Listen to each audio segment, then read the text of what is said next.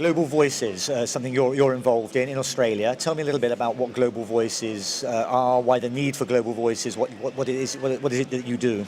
Well, Global Voices is an Australian NGO. It's a partnership of Australian universities that encourages Australian youth to get involved in international diplomacy. So it encourages students to research and then attend international conferences. For example, obviously the UNFCCC.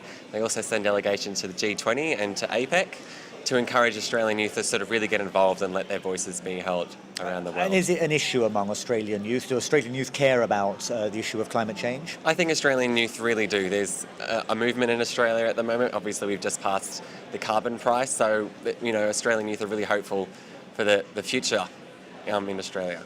And do you feel, as an Australian youth yourself, that your voices are being heard in Australia itself and in the wider negotiations at places here like Durban?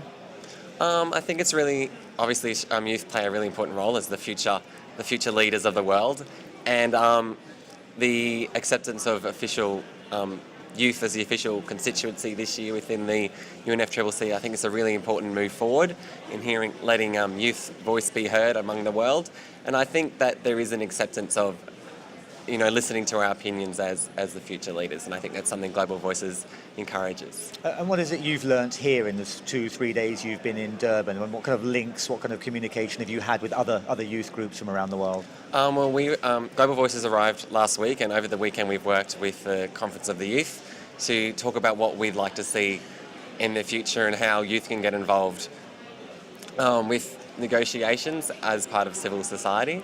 And I've just really enjoyed the opportunity to meet like-minded people around the world and to sit on in plenary sessions and side events and see what's happening, what the world's doing to solve climate change. Okay, lovely. Thank you. Thank you very much.